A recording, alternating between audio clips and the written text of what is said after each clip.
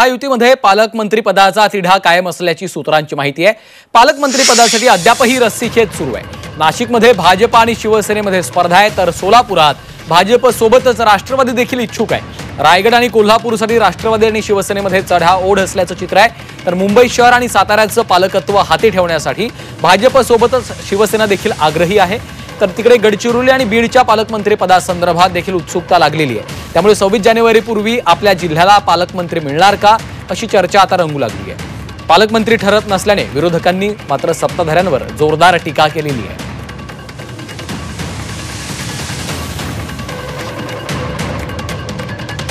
पालकमंत्री पदावरून अद्यापही रस्सीखेच सुरू असल्याचं चित्र आहे। त्यामुळे महायुतीत पालकमंत्री पदाचा तिढा अद्यापही कायम असल्याचं चित्र आपल्याला पाहायला मिळत आहे।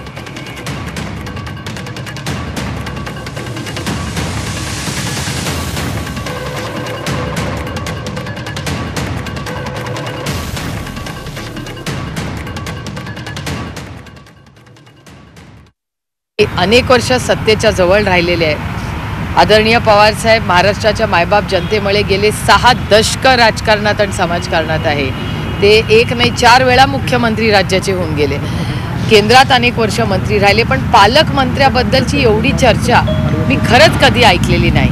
त्यामुळे मलाही आश्चर्य वाटतंय की हे पालकमंत्री असणं हे एवढं म्हणजे कॅबिनेट मंत्र्याच्या वरती कॅबिनेट पालकमंत्रीपद झालंय अशी परिस्थिती झाली। म्हणजे हे आयलँड्स म्हणजे छोटे छोटे असे एरियाज ब्लॉक करून चालवणार आहे काय राज्य?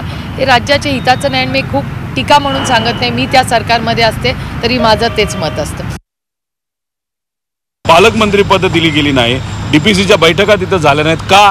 कारण सगळ्यांना चांगला पैसा असणारी खाती आणि पद आणि पालकमंत्री पद पाहिजे। दुर्दैव असं की एवढं मॅन्डेट मिळून सुद्धा यांना निर्णय घेता येत नाही। म्हणजे कुठं ना कुठेतरी या सरकारमध्ये गडबड आहे असं आपल्याला म्हणावं लागेल।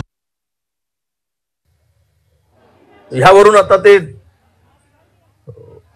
पालकमंत्री सुद्धा नेमताना फार आता गहन चर्चा चालली आहे।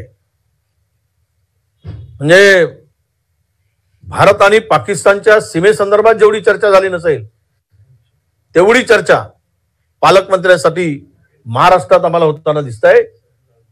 लखलाभ आहे, शुभेच्छा आहेत।